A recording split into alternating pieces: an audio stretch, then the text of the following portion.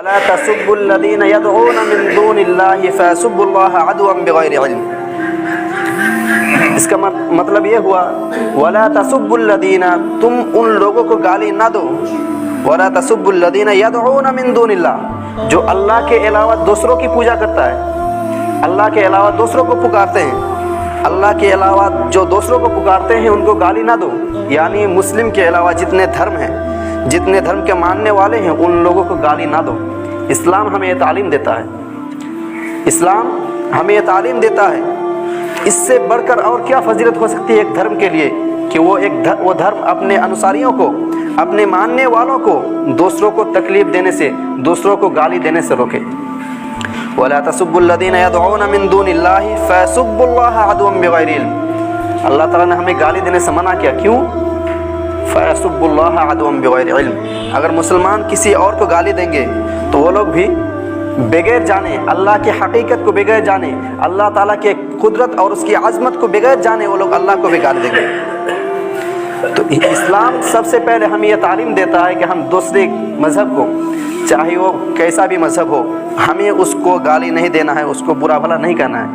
اسلام ہم کو اور آپ کو یہ تعلیم دیتا ہے. تو اس سے ہمارے اسلام کی خصوصیت معلوم ہوتی ہے. اور اللہ تعالیٰ دوسری آیت میں فرماتا ہے من قتل نفسا بغیر نفس او فساد فی الارض فکأنما قتل الناس جميعا ومن احیاها فکأنما احیا الناس جميعا. اس کا مطلب کیا ہو؟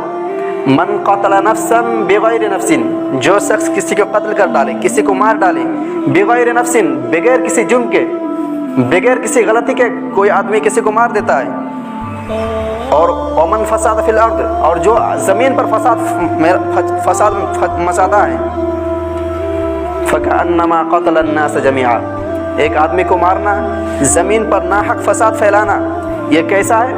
فکأنما قتل الناس جميعا، گویا کہ اس نے دنیا کے سارے لوگوں کو مار ڈالا.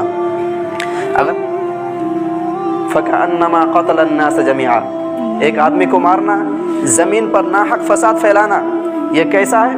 فکأنما قتل الناس جميعا، گویا کہ اس نے دنیا کے سارے لوگوں کو مار ڈالا. اگر آپ کسی کو بغیر جرم کے مارتے ہیں، بغیر جرم کے کسی کو قتل کر ڈالتے ہیں، تو دنیا کے سارے لوگوں کو قتل کرنے کے گناہ آپ کے نام آئے گا. من احیاها فکأنما احیا الناس جميعا، اور جو شخص کسی ایک شخص کو بچا لیتا ہے تو اللہ تعالیٰ فرماتا ہے کہ فکأنما احیا الناس جميعا، اس نے دنیا کے تمام لوگوں کو بچا لیا. اسلام کی ایک خوبی ہے. اور مسلمانوں کی خوبی کیا ہونا چاہیے؟ اللہ کے رسول صلی اللہ علیہ وسلم نے فرمایا لا یؤمن احدکم حتی یحب لاخیہ ما یحب لنفسہ، کہ کوئی شخص اس وقت تک مومن نہیں ہو سکتا جب تک کہ وہ اس کے اپنے بھائی کے لیے وہی چیز پسند کرے جو وہ اپنے لیے پسند کرتا ہے. یعنی ہم اپنے لیے اچھی چیزوں کو چنتے ہیں، اپنے لیے اچھی چیزوں کو اختیار کرتے ہیں، لیکن کچھ لوگ ہوتے ہیں کہ اپنے بھائی کے لیے، دوسروں کے لیے خراب چنتے ہیں. یعنی کوئی اچھی چیز ہے، کوئی اچھا مال ہے، اس کو اپنے لیے رکھ لیا، اور جو خراب مال ہے اس کو اپنے بھائی کے دے دیا. لیکن اللہ کے نبی نے فرمایا کہ جب تک تم اپنے لیے جو پسند کرتے ہو وہ اگر دوسرے بھائی کے لیے پسند نہیں کرو گے تب تک مومن نہیں ہو سکتے. مسلمان کی یہ صفت ہونی چاہیے. اللہ کے نبی دوسرے حدیث میں فرماتے ہیں المؤمن للمؤمن کالبنیان یشد بعضه بعضا، ایک مسلمان دوسرے مسلمان کے لیے اینٹ کی مانند ہے جو ایک دوسرے کو مضبوط کرتے ہیں. مسلمان ایک دوسرے کو فائدہ پہنچاتے ہیں. جس طرح سے ایک اینٹ دوسرے اینٹ مل کر ایک دیوار بنتا ہے، ایک مکان کی سرکشا کرتے ہیں، ایک مکان کو صحیح سے بناتا ہے، اسی طرح ایک مسلم دوسرے مسلم کے لیے بھائی ہے اور اس کا ساتھ دیتا ہے. اللہ تعالیٰ قرآن میں فرماتا ہے انما المؤمنون اخوہ، یقیناً مسلمان آپس میں بھائی ہے. اور اس امت کی ایک خصوصیت، ایک قابلیت یہ بھی ہے کہ اللہ تعالیٰ نے فرمایا سورہ آل عمران میں کنتم خیر امت اخرجت للناس تأمرون بالمعروف وتنہون عن المنکر وتؤمنون باللہ، کہ تم بہترین امت ہو. ہمیں اور آپ کو ایک خطاب کیا اللہ تعالیٰ نے مسلمانوں کو ایک خطاب کیا کنتم خیر امت اخرجت للناس، کہ تم سب سے بہترین امت ہو، تم سب سے بہترین لوگ ہو. اخرجت للناس، جو لوگوں کی بھلائی کے لیے نکالے گئے ہو. تأمرون بالمعروف، تم بھلائی کا حکم دیتے ہو، اچھے کاموں کا حکم دیتے ہو.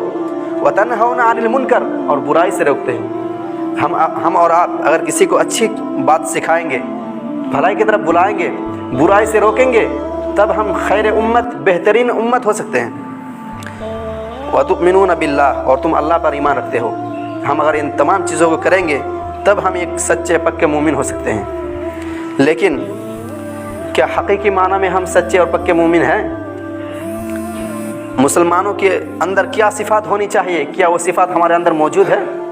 اللہ کے نبی صلی اللہ علیہ وسلم نے فرمایا انہکوا الشوارب واعفوا اللحى، تم لوگ مونچھوں کو چھوٹا کرو، انہکو تراشو، کاٹو، چھوٹا کرو، شوارب مونچھوں کو، واعفوا اللحى اور داڑھی کو معاف کر دو، داڑھی کو چھوڑ دو، داڑھی کو بڑھاؤ۔ لیکن کس کے منہ میں داڑھی؟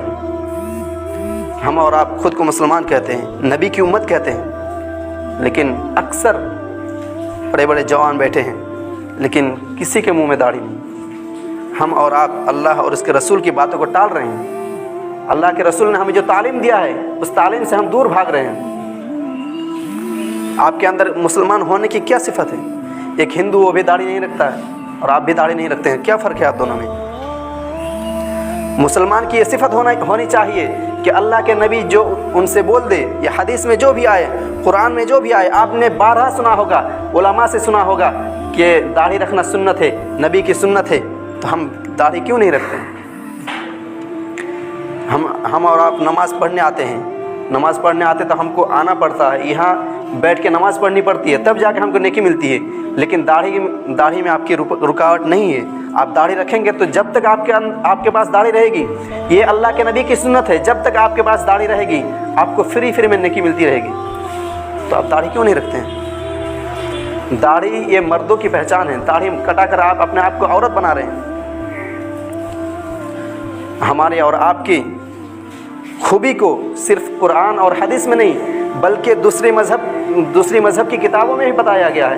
مسلمان اتنے خاص ہوتے ہیں، مسلمان کے لیے اتنی تعریف کی گئی ہے، صرف قرآن اور حدیث ہی میں نہیں بلکہ ویدوں میں، بائبلوں میں، جتنی دھرم کی کتابیں ہیں سب کتابوں میں ہمارے اور آپ کی تعریف کی گئی ہے، لیکن ہم اور آپ سمجھنے کو تیار ہی نہیں۔ ویدوں میں کہا گیا ہے ویدا احامد پروش سے مہان مادتیہ ارور تپسیا پرستات ینیایا۔ ہمارے نبی کے بارے میں کہا جاتا ہے ویدوں میں ویدا احامد، ان کا نام احمد ہوگا، پروش سے مہان مادتیہ، ایسا آدمی ہوگا کہ ان کے برابر کوئی نہیں ہوگا، پروش سے مہان پروش ہوں گے، مادتیہ ان کے برابر کوئی نہیں ہوں گے، ارور تپسیا پرستات، پورے دنیا کو روشن کریں گے، پرستات اس کے دین کو مان لو، اس کے دین میں چلے جاؤ، ینیایا، اس لیے کہ اس کے علاوہ کوئی بچاؤ کا راستہ نہیں۔ ویدوں میں کہا گیا کہ اسلام کو مان لو، ورنہ اسلام کو اگر نہیں مانو گے تو تمہارے لیے بچاؤ کا کوئی راستہ نہیں۔ ویدوں میں یہ بھی کہا گیا ہے لنگچھے دین لنگچھے آلاپی شرم شروع دھاری سادو شکا مسلینو سنسارا۔ اس کا مطلب کیا ہے؟ مسلمان ایسے ہوں گے کہ وہ ختنہ کریں گے، مسلمان ختنہ کرتے ہیں، بچوں کو ختنہ کر دیا جاتا ہے، مسلمان ختنہ کریں گے، شرم شروع دھاری سادو شکا، لمبی لمبی داڑھی رکھیں گے۔ ویدوں میں مسلمانوں کی یہ پرشنسا کی گئی ہے، ان کی تعریف کی گئی ہے کہ مسلمان لمبی لمبی داڑھی رکھیں گے، تو آپ مسلمان کہاں ہوئے؟ لنگچھے آلاپی، اونچی جگہ کھڑے ہو کر اذان دیں گے، مسلینو سنسارا، سمپورن سنسار، پوری دنیا ان کو مسلمان کہیں گے، مسلینو سنسارا، سنسار کے لوگ انہیں مسلمان کہیں گے۔ ویدوں میں ہمارے اور آپ کی تعریف کی گئی ہے۔ اس داڑھی کی اہمیت کو آپ سمجھیں۔ اللہ کے نبی نے حدیث میں صاف صاف کہہ دیا کہ تم لوگ مونچھوں کو چھوٹا کرو اور داڑھی کو بڑھاؤ، لیکن الٹا ہم لوگ مونچھ کو بڑھاتے ہیں اور داڑھی کو چھوٹا کرتے ہیں۔ ہم اور آپ آج جو اسلام کو مانتے ہیں، خود کو مسلمان کہتے ہیں، لیکن مسلمان ہونے کی ایک بھی علامت آپ کا اور ہمارے اندر نہیں ہے۔ آج ہم اور آپ صرف مسجد میں آتے ہیں جمعہ کے دن یا جنازے کے وقت یا پھر عید کے وقت، 5 وقت تو نمازی دکھتے ہی نہیں، جبکہ اللہ تعالیٰ قرآن میں فرماتا ہے وَاعْبُدْ رَبَّكَ حَتَّى يَأْتِيَكَ الْيَقِينُ، اپنے رب کی عبادت کرتے رہیں جب تک کہ موت نہ آئے، جب تک کہ موت نہ آئے۔ اور کچھ لوگ ہم میں سے جو لوگ نماز پڑھتے ہیں ان سے بھی یہ کہنی ہے، اللہ تعالیٰ قرآن میں کہا ہے، نبی نے حدیث میں فرمایا ہے، اللہ تعالیٰ سورۃ التحریم آیت نمبر 6 میں فرماتا ہے یا ایھا الذین آمنوا قوا انفسکم واہلیکم نارا وقودها الناس والحجارہ علیہا ملائکۃ غلاظ شداد لا یعصون اللہ ما امرهم ویفعلون ما یؤمرون۔ یا ایھا الذین آمنوا، اے وہ لوگوں جو ایمان لائے، آپ اور ہم نے ایمان لایا، اللہ تعالیٰ ہمیں خطاب کر کے فرما رہا ہے یا ایھا الذین آمنوا قوا انفسکم، تم اپنے آپ کو بچاؤ، قوا انفسکم اپنے آپ کو بچاؤ، واہلیکم اور اپنے اہل عیال کو، اپنے اہل خانہ کو، اپنے گھر والوں کو بچاؤ، کس سے؟ نارا، آگ سے، جہنم سے۔ قوا انفسکم، قوا انفسکم پہلے اپنے آپ کو بچاؤ، واہلیکم نارا اور اپنے اہل و عیال کو جہنم کے آگ سے بچاؤ۔ وقودها الناس والحجارہ، جس جہنم کے ایندھن، وقودها الناس والحجارہ جس جہنم کے ایندھن لوگ اور پتھر ہوں گے، لوگوں کو اس جہنم کا ایندھن بنایا جائے گا، لوگوں کو اس جہنم کی لکڑی بنائی جائے گا، اس میں آپ کو داخل کیا جائے گا، لہٰذا آپ اپنے آپ کو پہلے بچائیے، اس کے بعد اپنے گھر والوں کو بچائیے۔ علیہا ملائکۃ غلاظ شداد لا یعصون اللہ ما امرهم ویفعلون ما یؤمرون۔ کیوں؟ اس جہنم میں سخت دل فرشتے ہوں گے، فرشتے ایسے ہوں گے جس کے اندر کوئی رحم نہیں ہوگا، فرشتوں کو جو آرڈر دیا جائے گا، جو حکم دیا جائے گا، لا یعصون اللہ، وہ اللہ کی نافرمانی نہیں کریں گے، ویفعلون ما یؤمرون، جو حکم دیا جائے گا وہ کریں گے وہ لوگ، اتنے سخت دل فرشتے ہوں گے۔ تو ہم اور آپ سمجھتے کیوں نہیں؟ ہم اور آپ جمعہ میں آئے کیوں؟ عبادت کرنے کیوں آتے ہیں؟ ہمیں اور آپ کو یہ یقین ہے کہ ایک دن مرنا ہے، حساب دینا ہے، جنت جہنم ہونی ہے، تو آپ کو اتنا یقین ہے تو قرآن اور حدیث کے تمام باتوں پر یقین کیوں نہیں آتا؟ نبی نے جو فرمایا، نبی کے احکام کو ہم چھوڑ کیوں دیتے ہیں؟ خود کو مسلمان کہتے ہیں تو مسلمان کی علامت کہاں ہے؟ بڑے افسوس کی بات ہے، ہمیں اور آپ کو ان تمام باتوں پر غور کرنی چاہیے۔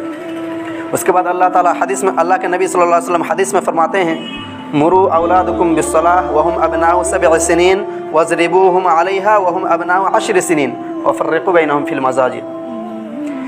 اللہ تعالیٰ نے قرآن میں فرمایا پہلے خود کو بچاؤ پھر اپنے اہل و عیال کو بچاؤ، اور حدیث میں نبی کریم صلی اللہ علیہ وسلم فرما رہے ہیں مروا اولادکم، اپنے اولاد کو حکم دو، بالصلاۃ نماز کے لیے، مروا اولادکم بالصلاۃ وهم ابناء 7 سنین، جب وہ 7 سال کی عمر کے ہو جائے، وهم ابناء 7 من 7 ہوتا ہے، وهم ابناء 7 سنین، جب وہ 7 سال کی عمر کو پہنچ جائے، واضربوهم علیہا، اور انہیں مارو، واضربوهم علیہا وهم ابناء 10 سنین، جب وہ 10 سال کی عمر کو ہو جائے، 10 سال ہو جانے کے بعد اگر نماز نہ پڑھے تو اس کو مارو، وفرقوا بینہم فی المضاجع، اور جب 10 سال کی عمر کو پہنچ جائے، 12 سال کی عمر کو پہنچ جائے تو ان کے بستروں کو الگ کر دو۔ اللہ کے نبی نے ہمیں اور آپ کو حکم دیا، آپ صرف نماز پڑھ لیں گے تو یہ آپ کے لیے کافی نہیں ہے، قرآن میں بتلا دیا کہ آپ کو خود بچنا ہے، پھر اپنے اہل و عیال کو بچانا ہے۔ آپ خود نماز پڑھتے ہیں، خود نماز پڑھتے ہیں، لیکن اپنے اہل و عیال کو، اپنے بچوں کو آرڈر نہیں دیتے ہیں، ان کو حکم نہیں دیتے ہیں، ان کو مسجد کی طرف نہیں لاتے ہیں، تو آپ صرف اکیلے نماز پڑھیں گے، یہ نماز آپ کے لیے کافی نہیں ہوگی۔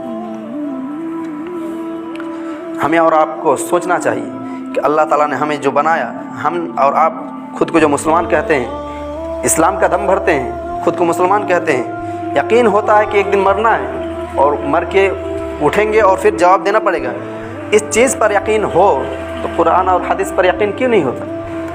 یقین ہوتا ہے تو ہم مانتے کیوں نہیں؟ ہم اور آپ سوچتے ہیں کہ آج داڑھی منڈا کے تھوڑا سا صیف صاف کر کے اچھا لگے گا دیکھنے میں، آپ کو دنیا میں 4 دن ہی اچھا لگے گا، آپ کی جوانی 10 سے 15 سال ہی رہے گی، آپ کی بڑھاپا آئے گا، بڑھاپا کے بعد آپ کو مرنا ہوگا، مرنے کے بعد آپ کو قبر میں جانا ہوگا، قبر میں جا کر آپ کو حساب دینا ہوگا۔ آپ 60 سال زندگی جی رہے ہیں، 60 سال کی آپ زندگی جی رہے ہیں، لیکن آپ سوچئے کہ آدم علیہ السلام کب آئے تھے، ان کے بعد کتنے لوگ جو آئے تھے وہ لوگ کتنی زندگی گزارے، وہ لوگ بھی ہمارے اور آپ کی طرح زندگی گزارے۔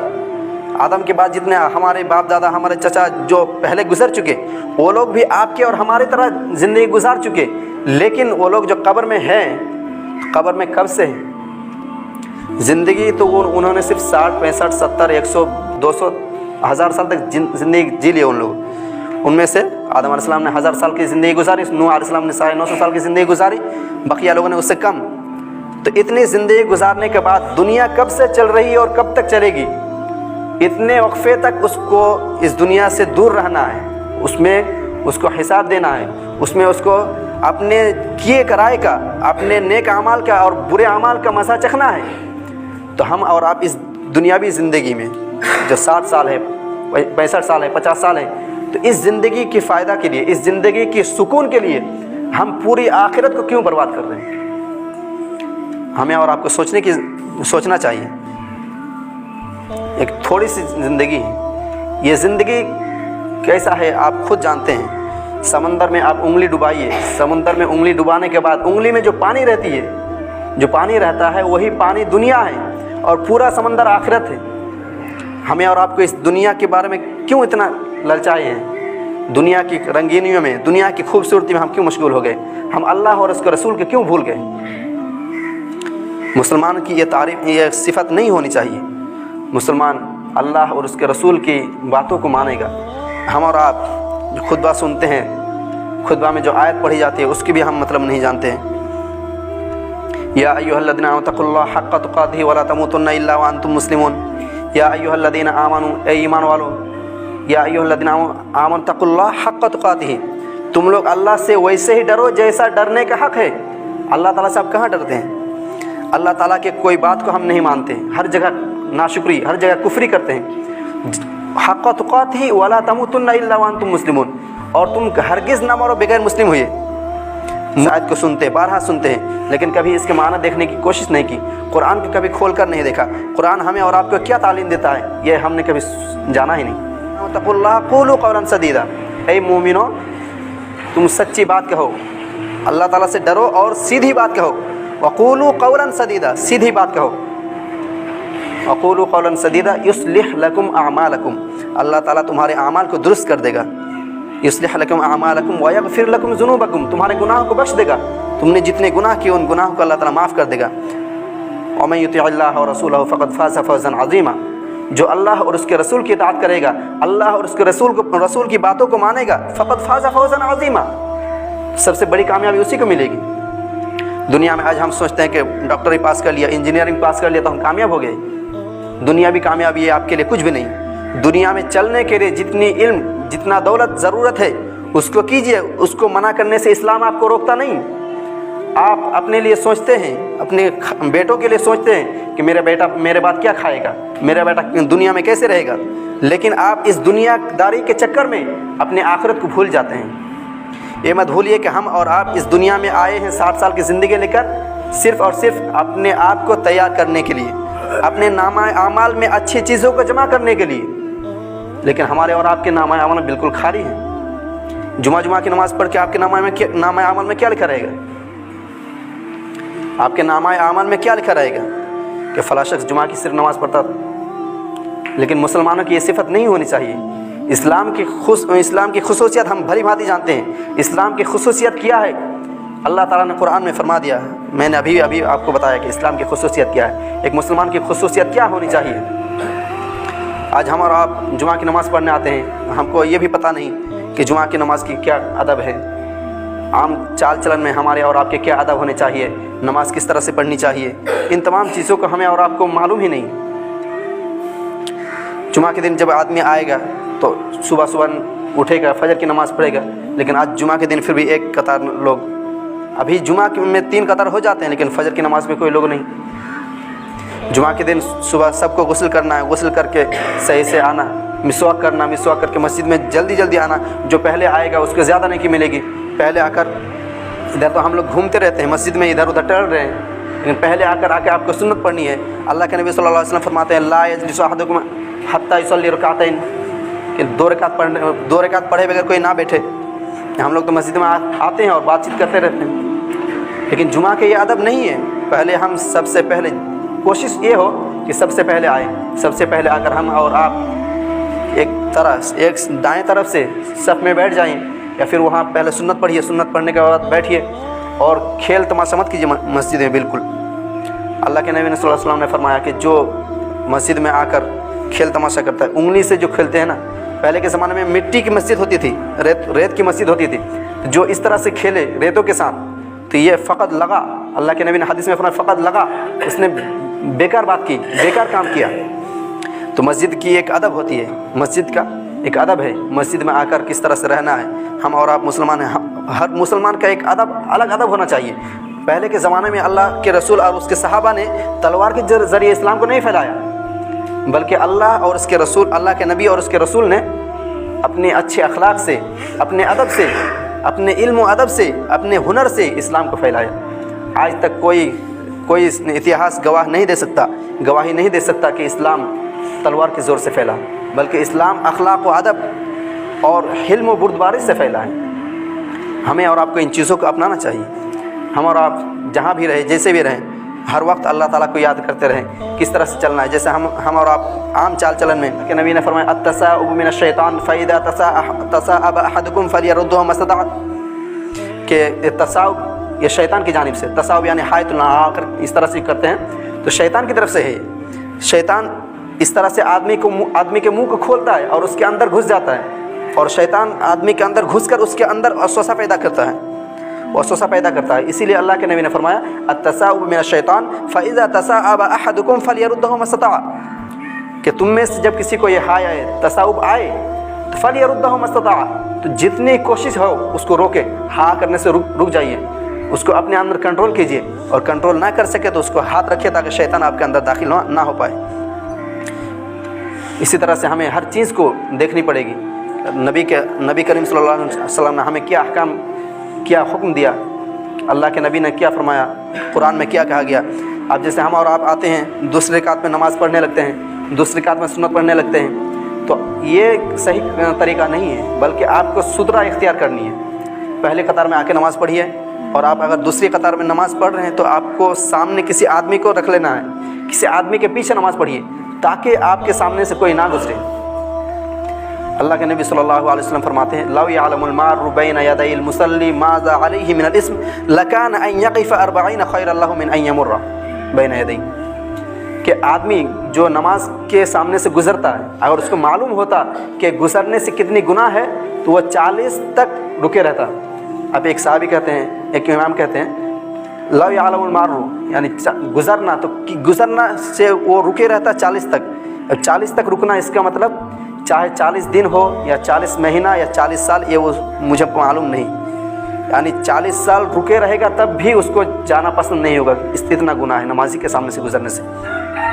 اور دوسری حدیث میں صحیح بخاری کی حدیث ہے, اللہ کے نبی صلی اللہ علیہ وسلم فرماتے ہیں یقطع الصلاة المرأة والحمار والکلب ویقی ذلك مثل مؤخرة الرحلین, یعنی نماز کو عورت, گدھا اور کتا کاٹ دیتا ہے.